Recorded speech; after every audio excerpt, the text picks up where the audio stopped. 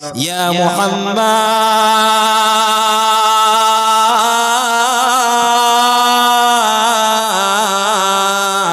ওহে মুহাম্মদ সাল্লাল্লাহু আলাইহি সাল্লাতু ওয়াস সালাম, তুমি তো তোমার নিজের কোরআনের বাণী, ইসলামের বাণী, আল্লাহর বাণী মানুষকে বুঝায়া বুঝায়া খুব সুন্দর করে তাদেরকে তোমার দিকে টেনে নিয়ে যাচ্ছ। ওহে মুহাম্মদ, কোরআনের বাণীগুলো তো মানুষের খুব সুন্দর করে তুমি বোঝায়া দিচ্ছ। ওহে মুহাম্মদ, আমি তোমারে একটা প্রশ্ন করি, যদি তুমি এই প্রশ্নের উত্তর দিয়ে দিতে পারো তাহলে আমি মুসলমান হয়ে যাব রে মুহাম্মদ। কথা বুঝতে পেরেছেন না পারেন নাই? আবু জেহেল বিশ্বনবীকে বলছে, তুমি যদি আমার এই প্রশ্নের, আমি তোমাকে একটা পরীক্ষা করতে চাই, এই পরীক্ষার মাধ্যমে তুমি যদি সফল কাম হয়ে যাও, সাকসেস হয়ে যাও, তাহলে আমি মুসলমান হয়ে যাব।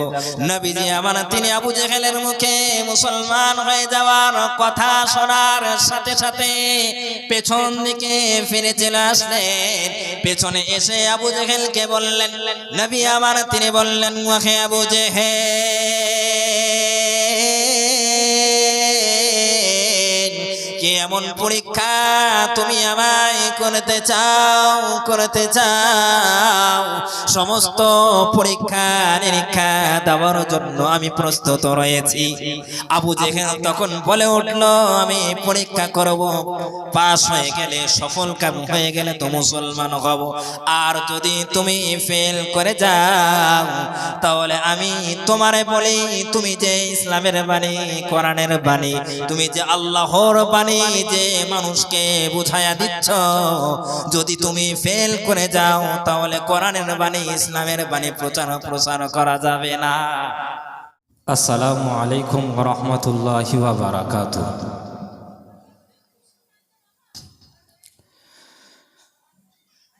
হাজারো ব্যথা বেদনার পরে ফিরে আসনি তুমি আপন ঘরে,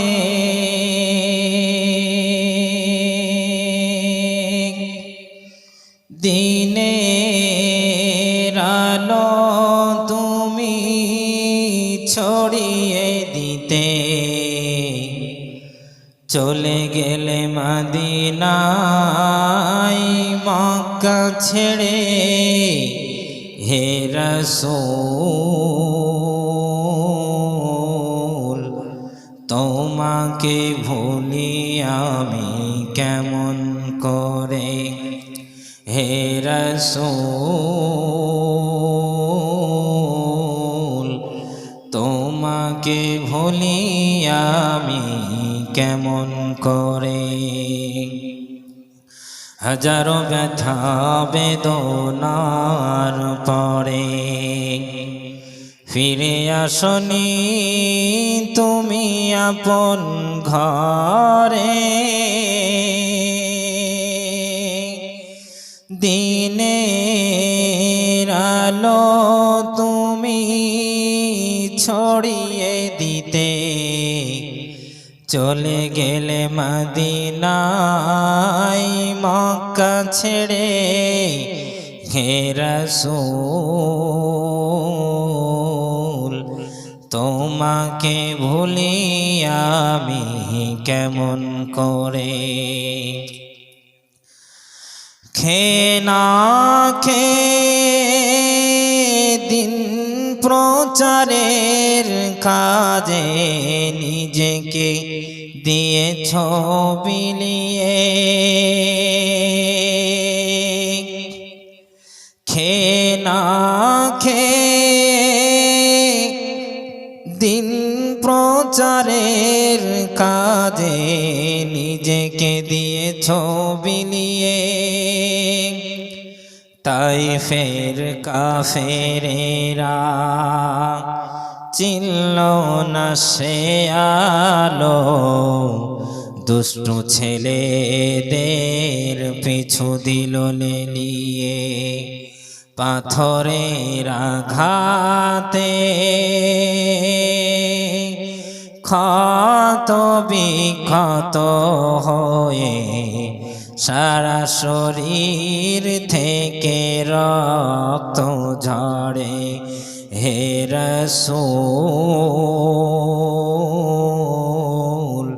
তোমাকে ভুলি আমি কেমন করে, হে রাসূল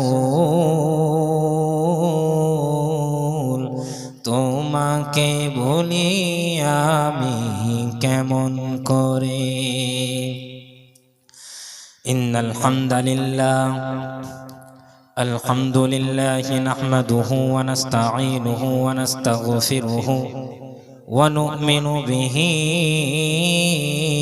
ওয়া নাতাওয়াক্কালু আলাইহি ওয়া নাউযু বিল্লাহি মিন শুরুরি আনফুসিনা ওয়া মিন সাইয়্যাতি আ'মালিনা মান ইয়াহদিহিল্লাহু ফালা মুদিল্লা লাহু ওয়া মান يضلل فلا هادي له أي فلن تجد له وليا مرشدا ونشهد أن لا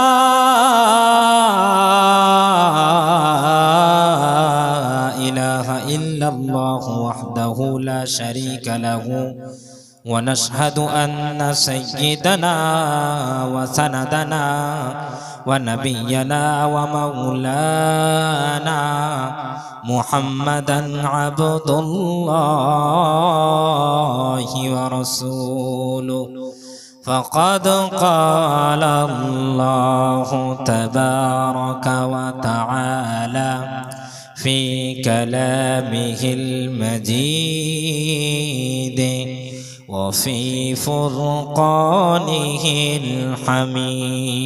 الحميد أعوذ بالله من الشيطان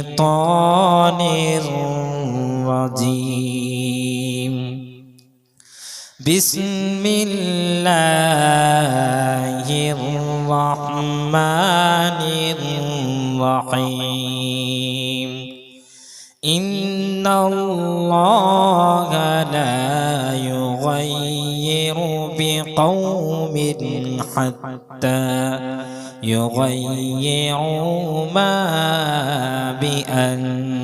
بأنفسهم وقال رسول الله صلى الله عليه وسلم من أحب سنتي فقد أحبني ومن أحبني كان معي في الجنة إن الله وملائكته يصلون على النبي يا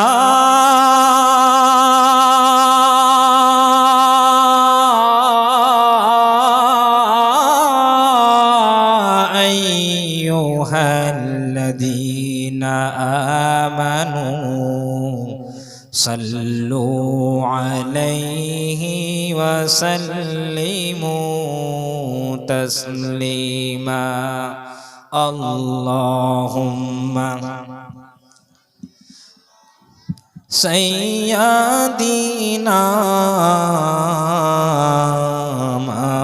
مولانا محمد وعلى آله سيدنا مولانا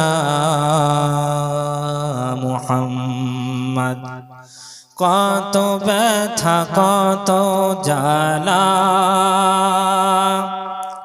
সয়েছ যে তুমি তোমারি খুনে লাল তায়েফের ভূমি ও গো আল্লাহ দয়া করো হে তায়েফবাসী ওরা চেনেনি তো তিনি যে মুহাম্মদ, ও নিজে Muhammad. Dear esteemed audience, first and foremost I express my gratitude to the great and merciful Allah, the Lord of all the worlds, who has bestowed upon us countless blessings without us asking for them.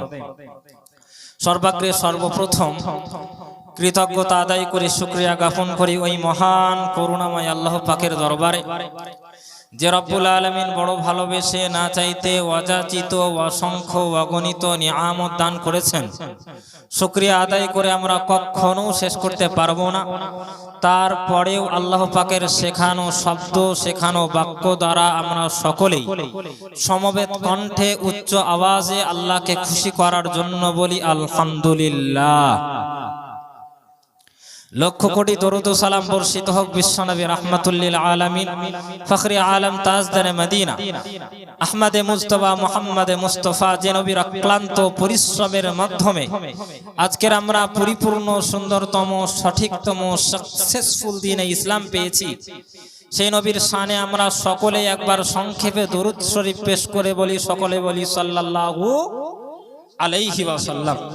অতঃপর আজকের এই মহতি ইমানি নুরানি Rouhani জান্নাতি জলসার সুযোগ্য সম্মানিত যোগ্যতম সভাপতি সাহেব এবং এই জলসার সকল আয়োজক বৃন্দ, বিশেষ করে আমার সম্মুখে বসে রয়েছেন সম্মানিত শ্রদ্ধেয় শ্রোতা মণ্ডলীরা, এও ছাড়াও পর্দার অন্তরালে উপস্থিত রয়েছেন সম্মানিতা মা ও বোনেরা, এও ছাড়াও মাইকের আওয়াজ যে সমস্ত ভাইদের কানে যাচ্ছে, যারা মনে মনে ভাবছেন এই যে মনে হয় একটুখানি পরেই জলসার মাহফিলে যাব, সকলকে আমি আমার অন্তরের অন্তরস্থল থেকে জানাই অধিক শুভেচ্ছা, অভিনন্দন, ভালোবাসা জানিয়ে, প্রেম প্রীতি জানিয়ে আপনাদেরকে পুনরায় আরেকটিবার সালাম জানাচ্ছি। বাপজি, সকলের মুখ থেকে সালামের উত্তরের আশা রাখছি। আসসালামু আলাইকুম ওয়া রাহমাতুল্লাহি ওয়া বারাকাতুহু। সবাই কিন্তু উত্তর জাননি গো বাপজি, একটু সকলের মুখ থেকে আশা রাখছি আমি। আসসালামু আলাইকুম ওয়া রাহমাতুল্লাহি ওয়া বারাকাতুহু। আপনারা সবাই কেমন আছেন? আরো আওয়াজ দিয়ে বলা লাগবে, কেমন আছেন? আলহামদুলিল্লাহ। এই যে আপনারা আলহামদুলিল্লাহ বললেন, বলার ফলে নিয়ামতকে বাড়ায়া দিতে পারেন একজন, তিনি হচ্ছেন কে? আরো আওয়াজ দিয়ে বলুন, তিনি হচ্ছেন আল্লাহ। আল্লাহ পাক কোরআনুল কারীমের মধ্যে বলেও দিয়েছেন, পারা নম্বর 13, আল্লাহ রাব্বুল আলামিন তিনি বলেন, لئن شكرتم لأزيدنكم ولئن كفرتم إن عذابي لشديد। আল্লাহ পাক তিনি বলেন, ওহে আমার বান্দারা, তোমরা শোনো শোনো, আমি মহান রব্বুল আলামিন, আমি তোমাদেরকে যে সমস্ত নিয়ামত দান করেছি, সেই সমস্ত নিয়ামতের যদি তোমরা শুকরিয়া আদায় করো, আমি মহান রব্বুল আলামিন, আমি তোমাদের নিয়ামতকে বাড়ায়া দেব। ওয়ালা ইন কাফারতুম, যদি তোমরা না শুকরি করো, অকৃতজ্ঞ হও, ইন্না আযাবি লাশাদীদ, নিঃসন্দেহে আমার আযাব, আমার শাস্তি অত্যন্ত ভয়াবহ, অত্যন্ত কড়া। আর আল্লাহর আযাব, আল্লাহর শাস্তি কখনো হজম করা যাবে নাকি? কি গো ভাই, হজম করা যাবে? কারোর পক্ষে সম্ভব নয়, কারোর জন্য সম্ভব নয়। তো প্রিয় ভাইরা আমার, বলছি যে আল্লাহ পাক তিনি বলছেন, আল্লাহ পাক যদি যে নিয়ামতের শুকরিয়া আদায় আমরা যদি করি, তাহলে আল্লাহ পাক তিনি বাড়াইয়া দেবেন। আর যদি নাশুকরি করি, অকৃতজ্ঞ হয়, তাহলে কিন্তু আল্লাহ পাকের শাস্তি হজম করা আমাদের পক্ষে সম্ভব নয়। আর প্রিয় সম্মানিত ভাইরা আমার, সোনার লালেরা, আরো একটা কথা, সেটা হচ্ছে এই দেখুন, আমরা হচ্ছি জাতিগত দিক দিয়ে আমরা মুসলিম নাকি গো ভাই? আমরা মুসলিম না মুসলিম নাই? মুসলিম। এবং শুধুমাত্র মুসলিমই নন, মুসলিম এবং মুমিন। মুমিন কথার অর্থ হচ্ছে বিশ্বাসী, মুসলিম কথার অর্থ হচ্ছে আত্মসমর্পণকারী। আমরা যে কোনো কর্ম কাজ, ইবাদত, বন্দেগী, খাওয়া দাওয়া, চলা ফেরা, এভরিথিং টোটাল, সকাল থেকে নিয়ে সন্ধ্যা পর্যন্ত আপনি যে কোনো কর্মকাজ করুন না কেন, এই কাজগুলো এমনকি আপনি যদি ঘুমাতেও যান, এর উদ্দেশ্য, লক্ষ্য, টার্গেট ভাবছি দুইটা। এক নম্বর, এই যে মাহফিল আপনারা দিয়েছেন টাকা দিয়ে, শ্রম দিয়ে, বুদ্ধি দিয়ে, পরামর্শ দিয়ে, এর মধ্যেও সেই দুইটাই টার্গেট। এক নম্বর কি, how can we enter paradise. এক নম্বর, আমরা জান্নাতে প্রবেশ করব কেমন করে, এটাই আমাদের আশা। আল্লাহ পাক তিনি যে কোনো জানো প্রকারে তিনি যেন জান্নাতে দিয়ে দেন। And how can we be saved from hell. Number 2 হচ্ছে জাহান্নাম থেকে, জাহান্নামের শাস্তি থেকে আমরা রক্ষা পাবো কেমন করে। কথা ভুল বললাম না ঠিক বললাম গো? আরেকটা কথা আমি আপনাদের মূল বক্তব্য শুরু করার আগে, এগুলো কিন্তু একটা ভূমিকার প্রারম্ভিকের একটা দিক। প্রিয় সম্মানিত ভাইয়েরা, দেখুন বর্তমান সময়ে ওয়াজ, নসিহত, জলসা, মাহফিল আগের তুলনায় কম না বেশি গো? একটু আওয়াজ দিয়ে বলুন, কম না বেশি? এত পরিমাণে বেশি যে প্রত্যেক শুক্রবারে আমরা ইমাম সাহেবের মুখ থেকে আমরা ওয়াজ বক্তব্য শুনি। গ্রামে গ্রামে জলসা মাহফিল, আর পাড়ায় পাড়ায় জলসা। আর সব চাইতে বড় কথা হচ্ছে মানুষের হাতে হাতে এখন অ্যান্ড্রয়েড, বড় বড় মোবাইল। যে কোনো বক্তার ওয়াজ শোনার ইচ্ছা হলেই নাম শুধু ঘোষণা করতে পারলেই হয়, সেই বক্তার ওয়াজের লিস্ট সামনে চলে আসে। এখন ইমাম সাহেব থেকে শুরু করে নিয়ে গ্রামে গ্রামে জলসার সমস্ত বক্তারাও, এবং যেখানেই আপনার ভালো কথা, হাদিস কোরআনের আলোচনা হয়, সবাই ভালো কথা বলেন না মন্দ কথা বলেন?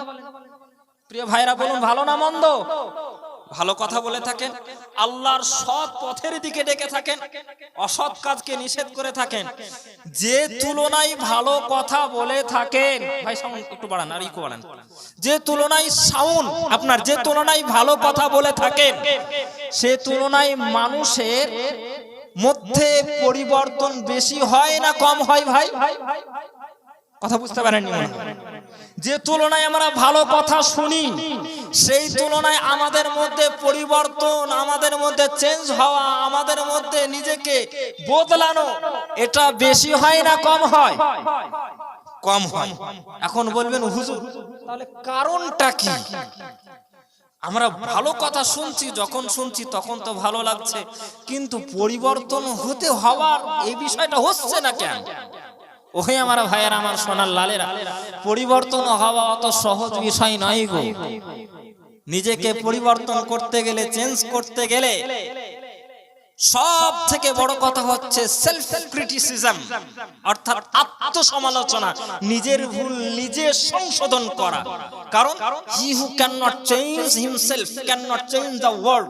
যে ব্যক্তি নিজেকে বদলাতে পারে না, নিজেকে চেঞ্জ করতে পারে না, সে দুনিয়াকেও বদলাতে পারে না। আর এটা আল্লাহ পাক কোরআনুল কারীমের মধ্যে বলে দিয়েছেন। একটু জোরে বলুন সুবহানাল্লাহ। আল্লাহ রাব্বুল আলামিন তিনি বলেন, ইন্নাল্লাহা লা ইউগাইয়িরু বিকওমিন হাত্তা ইউগাইয়িরু মা বিআনফুসিহিম ওয়া ইযা আরাদাল্লাহ।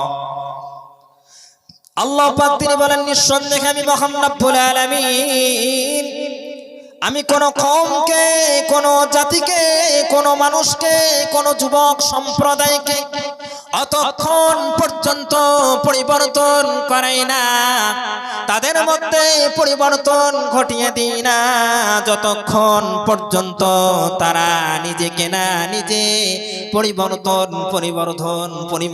করার চেষ্টা করে। অর্থাৎ পরিবর্তনের প্রথম ধাপ আপনার হাতে, তারপরে আপনার চলার পথকে সঠিক করে দিতে পারেন একজন, সহজ করে দিতে পারেন একজন, সুগম করে দিতে পারেন একজন, তিনি হচ্ছেন কে? তাই আল্লাহ রাব্বুল আলামিন তিনি বলছেন, ওহে আমার বান্দা, ওহে আমার গোলাম, তুমি সৎ কাজের জন্য অগ্রসর হতে পারছো না, তুমি ভালো কাজের জন্য তুমি আসতে পারছো আগিয়ে বাড়াও, তারপরে আমি মহান রব্বুল আলামিন আমি তোমার চলার পথকে সহজ করে দেব। একটু জোরে বলা যাবে না সুবহানাল্লাহ? বিখ্যাত আরবি কিতাব সিরাত ইবনে হিশাম, সেই কিতাবের মধ্যে একটা উক্তি রয়েছে, বিশ্বনবী সাল্লাল্লাহু আলাইহি সাল্লাতু ওয়াস সালামের একটা উক্তি। তার আগে আমি আপনাদেরকে বলি, বিশ্বনবী সাল্লাল্লাহু আলাইহি ওয়াসাল্লাম তিনি নবীজিকে নবুয়ত দেওয়া হয়েছিল বাবজি 40 বছর বয়সে। কত বছর বললাম গো? সবাই বলেন কত বছর? 40। আচ্ছা বাবজি একটা কথা, নবীজিকে 40 বছরে নবুয়ত দেওয়া হলো, তার মানে কি নবীজি তিনি আগে নবী ছিলেন না? এরকমটা নাকি? এরকমটা নাকি? না, নবী তো তিনি তখনও নবী ছিলেন যখন আদম আলাইহিস সালাম তিনি তখন সৃষ্টিও হননি। আদম আলাইহিস সালাম তিনি যখন পানি এবং কাদার মধ্যে, ওয়াদু বাইনাল মাই ওয়াত তিন, আদম আলাইহিস সালাম তিনি যখন মাটি এবং পানির মধ্যে ছিলেন তখনও নবীজি তিনি নবী ছিলেন। একটু জোরে বলুন সুবহানাল্লাহ। আর একটু জোরে বলবেন না বাবজি সুবহানাল্লাহ? তাহলে নবীজি সাল্লাল্লাহু আলাইহি ওয়াসাল্লামকে 40 বছর বয়সে আল্লাহ পাক নবীয়ত অর্থাৎ তিনি যে নবী এটা ঘোষণা আকারে দুনিয়ার মানুষকে জানানোর জন্য আল্লাহ পাক কোরআনুল কারীমে 40 বছরের নবী হিসেবে নবী বলে দান করেছেন। তারপরে নবীজি আমার 13 বছর মক্কার মধ্যে দ্বীনের দাওয়াত দিয়েছেন। ইয়া আইয়ুহান নাস কুলু লা ইলাহা ইল্লাল্লাহ মুহাম্মাদুর রাসূলুল্লাহ, কালেমা পড়ো লা ইলাহা ইল্লাল্লাহ, আল্লাহ ছাড়া কোনো মাবুদ নাই, এবং মুহাম্মাদুর রাসূলুল্লাহ আল্লাহ পাক তিনি হচ্ছেন আল্লাহর নবী, হচ্ছেন মুহাম্মাদুর রাসূল। নবী আমার তিনি বললেন সাল্লাল্লাহু আলাইহি ওয়াসাল্লাম, তিনি যখন বললেন তারপরে 13 বছর দ্বীনের দাওয়াত দেওয়ার পরে একটা বিখ্যাত একজন নামটা আপনারা প্রায় কম বেশি সবাই জানেন। আবু জেহেল নাম শুনেন নাই আপনারা? কি গো ভাই শুনেননি? আবু জেহেলের নাম কিন্তু আবু জেহেল ছিল না গো। তাহলে ওর আসল নামটা কি? মারাত্মক ব্যাপার। বুখারী শরীফের হাদিস, আবু জেহেলের নাম আবু জেহেল ছিল না, আবুল হাকাম ইবনে হিশাম, তার নাম ছিল আবুল হাকাম, হয়ে গেল আবু জেহেল। জেহেল কথার অর্থ হচ্ছে মূর্খের বাপ, হাকাম কথার অর্থ হচ্ছে জ্ঞানীর বাপ। তাহলে হাকাম থেকে হয়ে গেল জেহেল। কারণটা কি? যেহেতু প্রিয় সম্মানিত বাপজিরা আমার সোনার লালেরা, নবীজি আমার আবু জেহেলের কাছে এই যে 13 বছর দ্বীনের দাওয়াতের মাধ্যমে তিনি যে কালেমার কথা বলেছেন, এই 13 বছরের মধ্যে আবু জেহেলের কাছে 112 বার বেশি গিয়েছেন। একটু জোরে বলুন সুবহানাল্লাহ। তারপরে কি আবু জেহেল মুসলমান হয়েছিল? কি কো মুসলমান হয়েছিল? কারোর মুখে শুনেছেন? কোন বক্তার মুখে, কোন আলেমের মুখে? না। বিশ্বনবী সাল্লাল্লাহু আলাইহি ওয়াসাল্লাম তিনি একবার মক্কার প্রান্তর হয়ে চলে আসছেন। পথের ধারে আবু জেহেল খেজুর খায়। নবীজি আমার আবু জেহেলকে দেখতে পেয়ে তিনি ডাক দিয়ে বললেন, ইয়া আবা জাহলিন মাযা তাকুল, ওহে আবু জেহেল, রাস্তার প্রান্তরে দাঁড়িয়ে দাঁড়িয়ে তুমি কি খাও? আবু জেহেল উত্তর করলো, ইয়া মুহাম্মদ,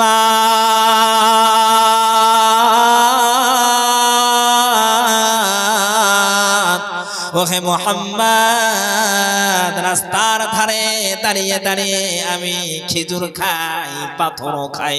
ওহে আমার বাপজিরা, আমার সোনার লালেরা, নওজোয়ান যুবকেরা, আপনারা বলুন, খেজুর খাওয়ার বস্তু কিন্তু পাথর খাওয়া যায় নাকি? আপনারা বলেন কি গো ভাই? খাওয়া যায়, খেজুর খাওয়া যায়, কিন্তু পাথর খাওয়া যায় না। নবীজি আমার তিনি বুঝতে পারলেন আবু জেহেল নবীজিকে কথার মাধ্যমে, কথার ছলে বলে কৌশলে অপমান করার চেষ্টা করছে।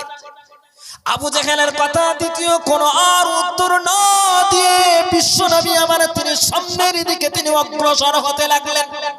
আবু জেহেলের সঙ্গে আর দ্বিতীয় কোনো কথা বললেন না। বিশ্বনবী রাসূলুল্লাহ সাল্লাল্লাহু আলাইহি ওয়াসাল্লাম তিনি যখন সামনের দিকে চলে যেতে লাগলেন, পেছন থেকে আবু জেহেল ডাক দিয়ে বলতে লাগলো, ইয়া মুহাম্মদ,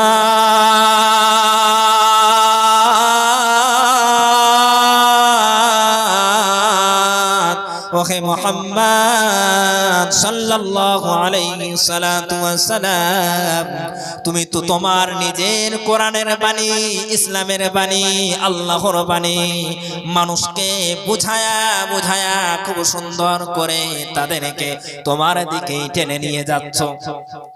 ওহে মুহাম্মদ, কোরআনের বাণীগুলো তো মানুষের খুব সুন্দর করে তুমি বোঝায়া দিচ্ছ। ওহে মুহাম্মদ, আমি তোমারে একটা প্রশ্ন করি, যদি তুমি এই প্রশ্নের উত্তর দিয়ে দিতে পারো তাহলে আমি মুসলমান হয়ে যাব রে মুহাম্মদ। কথা বুঝতে পেরেছেন না পারেন নাই? আবু জেহেল বিশ্বনবীকে বলছে, তুমি যদি আমার এই প্রশ্নের, আমি তোমাকে একটা পরীক্ষা করতে চাই, এই পরীক্ষার মাধ্যমে তুমি যদি সফল কাম হয়ে যাও, সাকসেস হয়ে যাও, তাহলে আমি মুসলমান হয়ে যাব। নবীজি আমার তিনি আবু জেহেলের মুখে মুসলমান হয়ে যাওয়ার কথা শোনার সাথে সাথে পেছন দিকে ফিরে চলে আসলেন। পেছনে এসে আবু জেহেলকে বললেন, নবী আমার তিনি বললেন, ওহে আবু জেহেল, কি এমন পরীক্ষা তুমি আমায় করতে চাও? সমস্ত পরীক্ষা নিরীক্ষা দেওয়ার জন্য আমি প্রস্তুত রয়েছি। আবু জেহেল তখন বলে উঠল, আমি পরীক্ষা করব, পাস হয়ে গেলে, সফল কাম হয়ে গেলে তো মুসলমান হব, আর যদি তুমি ফেল করে যাও তাহলে আমি তোমারে বলি, তুমি যে ইসলামের বাণী, কোরআনের বাণী, তুমি যে আল্লাহর বাণী যে মানুষকে বুঝায়া দিচ্ছ, যদি তুমি ফেল করে যাও তাহলে কোরআনের বাণী, ইসলামের বাণী প্রচার করা যাবে না। কথা বুঝতে পেরেছেন না পারেন নাই? তুমি যে ইসলামের বাণী প্রচার করছো, যদি তুমি ফেল করে যাও তাহলে আর প্রচার করা যাবে না। অর্থাৎ আবু জেহেলের উদ্দেশ্য মুসলমান হওয়া নাই গো, বরং ইসলামের বাণী, কোরআনের বাণীকে বন্ধ করা। বুঝতে পেরেছেন না পারেন নাই? কি বুঝতে পারেননি? আবু জেহেলের মূল টার্গেট, মূল উদ্দেশ্য তার মুসলমান হওয়া নয়, বরং ইসলামের বাণী, কোরআনের বাণী এটাকে বন্ধ করা। যুগের ব্যবধানে বর্তমান সময় আবু জেহেল মার্কা কিছু লোক এরকম আছে না নাই? কি গো ভাই, নাই? বর্তমান যুগে নাই? তারা চাই না যে মসজিদ থাকুক, তারা চাই না যে মাদ্রাসা থাকুক। কারণ ওহে আমার বাপজির, আমার সোনার লালেরা, খোদার কসম করে বলছি, যদি আজকের মাদ্রাসা বেশি নয় 50 বছর যদি মাদ্রাসা যদি বন্ধ হয়ে যায়, আলেম ওলামাদের বা ইসলাম ধর্ম, আমরা যে নিজেকে মুসলিম বলে দাবি করছি, মুসলমানদের কোন চিহ্ন টিকিয়া খুঁজে পাওয়া যাবে? বলেন যাবে না। ওহে আমার ভাইরা, তাই আবু জেহেলের উদ্দেশ্য ছিল নবীজির ইসলামের বাণী, কোরআনের বাণীকে বন্ধ করা। তারপরে বিশ্বনবী আমার তিনি এবার আবু জেহেলকে বললেন, ওহে আবু জেহেল, সমস্ত পরীক্ষা নিরীক্ষা দেওয়ার জন্য আমি প্রস্তুত রয়েছি। কি পরীক্ষা করবে তুমি আমায় করো, সমস্ত পরীক্ষা দেওয়ার জন্য আমি তৈরি আছি। আবু জেহেল তখন বিশ্বনবী রাসূলুল্লাহ সাল্লাল্লাহু আলাইহি ওয়াসাল্লামের কাছ থেকে 20 কদম দূরে সরে চলে গেল, এবং দূরে সরে চলে যাওয়ার পরে সেখান থেকে 2 মুষ্টি পাথর তুলে নিল। 2 মুষ্টি পাথর গোলা বিশ্বনবীকে দেখিয়ে দেখিয়ে তুলে ফেলল। তারপরে সেই পাথর গোলাকে এবার নবীজির কাছ থেকে আবরণ করানো পরে পাথর গোলা এরকম করে ছেড়ে দিল। হাতে কোনো রকম ভাবে আবু জেহেল পাথর রাখলো না, খালি হাত নিয়ে মুষ্টি বেঁধে, মুঠ বেঁধে নবীজির সামনে এসে বলে, ওহে মুহাম্মদ,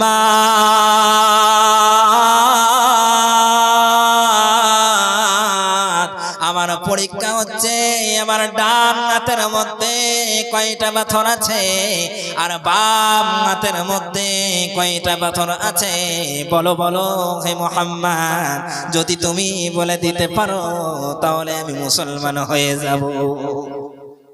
বিশ্বনবী আমার তখন তিনি এবার মুচকি মুচকি হাসছেন, কারণ নবীজি আমার তিনি সদা সর্বদাই মুচকি হাসতেন। নবীজির এটা বৈশিষ্ট্য। আল্লাহর নবী সাল্লাল্লাহু আলাইহি সাল্লাম তিনি এবার বলছেন, আপনি কি মুসলমান হয়ে যাবেন নাকি যদি আমি বলে দিতে পারি? ওহে আমার বাপজিরা, আমার নওজোয়ান যুবক ভাইরা, ওহে সোনার লালেরা, আপনারা বলেন আবু জেহেলের হাতে কোনো পাথর আছে নাকি গো? কি গো ভাই, আছে? পাথর আছে? নাই। পাথর তুলেছিল এটা সঠিক, কিন্তু পাথর কিন্তু রাখে নাই। তুলেছিল, দেখিয়ে দেখিয়ে তুলেছিল, পাথরগুলো লুকিয়ে লুকিয়ে রেখে দিয়েছে। যেই রকম করার পরে নবীজি আমার তিনি বললেন, ইয়া আবা জাহল, ওহে আবু জেহেল, তোমার ডান হাতে রয়েছে 7টা পাথর আর বাম হাতে রয়েছে 5টা পাথর। কয়টা কয়টা কয়টা কয়টা বললাম গো ভাই? 7টা আর 5টা। নবীজি যখন বললেন 7টা আর 5টা, আবু জেহেল কিন্তু খিলখিলিয়ে হাসতে শুরু করল।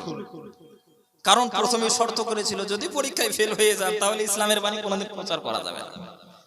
আবু জেহেল এবার যে খিলখিলিয়ে হাসতে শুরু করেছে, এমত অবস্থায় আবু জেহেলের হাত ছিল ভারী। আস্তে আস্তে আল্লাহর ওয়াসিম কুদরতে আবু জেহেলের হাত হয়ে যাচ্ছে ভারী। একটু জোরে বলুন সুবহানাল্লাহ। বিশ্বনবী সাল্লাল্লাহু আলাইহি ওয়াসাল্লাম তিনি যখন বললেন, ওহে আবু জেহেল, তোমার ডান হাতে রয়েছে 7টা পাথর আর বাম হাতে রয়েছে 5টা পাথর। বিশ্বনবী আমার তিনি যখন বললেন 7টা আর 5টা, আবু জেহেল এবার খিলখিলিয়ে হাসতে শুরু করলো। আবু জেহেলের হাত ছিল খালি আল্লাহ রাব্বুল আলামিনের ওয়াসিম কুদরতে এবার আবু জেহেলের হাত হয়ে যাচ্ছে ভারী। আবু জেহেলের হাসি এবার বন্ধ হয়ে গেল। আবু জেহেল এখন বিশ্বনবীর সামনে হাত খুলতে তো পারে না। নবীজি আবার তিনি বলেন, ওহে আবু জেহেল,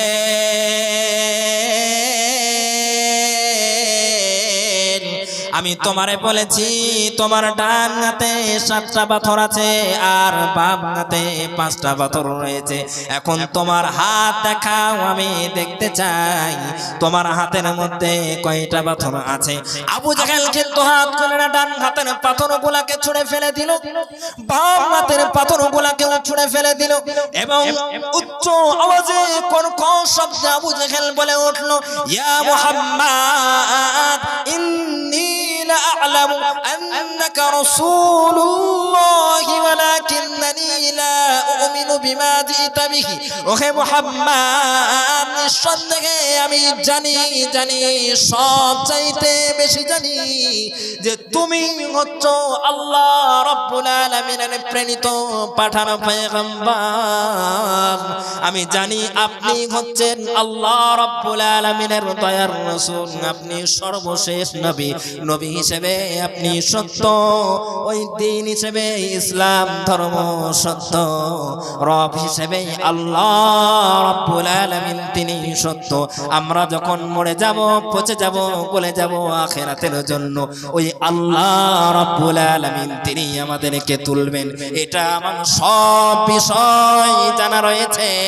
ওয়ালাকিন্নানি লা উমিনু বিমা জিতা বিহি, কিন্তু আমি এই সমস্ত বিষয়ের উপরে কখনো ঈমান আনছি না আর আনবো না। আমি জানি আপনি হচ্ছেন সত্য নবী, আমি জানি আল্লাহ পাক সত্য, আমি জানি আল্লাহ রাব্বুল আলামিন তিনি যখন আমাদেরকে ডেকে নেবেন, আমরা যখন মৃত্যুবরণ করব, তখন আল্লাহ পাক তিনি আমাদেরকে মাটির ভিতর থেকেই তিনি তুলবেন। কিন্তু আমি কখনো মানছি না আর মানবো না, বিশ্বাস করছি না আর করবো না।